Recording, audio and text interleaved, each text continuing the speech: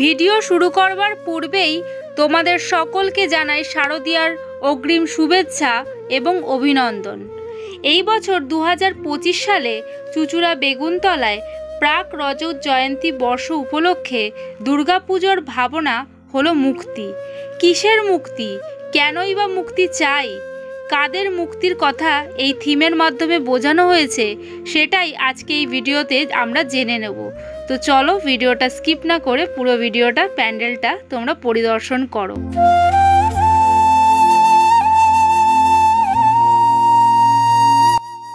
শৈশবটা নিও না কেড়ে তোমরা ওদের কাছে, ভালোবেসে একটু কাছে নাও না ওদের ডেকে। ঘরে ওদের নিত্য অভাব, পেট ভরে না ভাতে, তাই তো ওরা বাধ্য হয়ে পেট ভরাতে খাটে। কচি হাতে ফোসকা পড়ে বাসন মেজে মেজে, ইটের ভারে শিরদাঁড়াটা যাচ্ছে দেখো নুয়ে। লাথি ঝাঁটা গাল মন্দ নিত্য ওদের পাও না, ওরাও একটু ভালো থাকুক, তোমরা কি তা চাও না? ছোট্ট হাতে বই তুলে দাও, দাও না খেলার মাঠ, অনাহারি মুখগুলোতে দাও না তুলে ভাত। গড়বে ওরা নতুন পৃথিবী, ওরাই আগামী ভবিষ্যৎ। আন্তরিক উদ্যোগে পৃথিবী থেকে চিরতরে শিশু শ্রম বন্ধ হোক। কাদের মুক্তির কথা বলা হয়েছে সেটা কিন্তু আমরা এই থিমের মাধ্যমেই বুঝে গেলাম।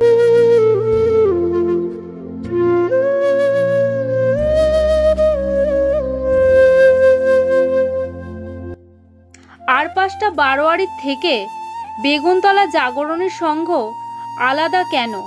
এখানে দূর দূরান্ত থেকে দর্শকান্তি প্রচুর ভিড় উপচে পড়ে। অর্থাৎ আমরা এই ভিডিওর মাধ্যমেই বুঝতে পারছি যে এখানে এত সুন্দর থিম মানুষের জন্য উপহার রাখে।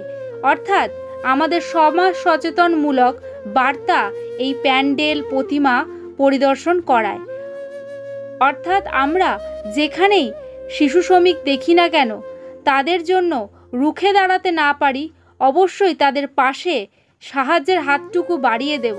তাদের ভবিষ্যতের কথা ভেবে যে একটা বাচ্চা যখন বড় হয় তার হাসি খুশি, খেলাধুলা, পড়াশোনা, চাকরি সকল কিন্তু কিছু প্রয়োজন হয়।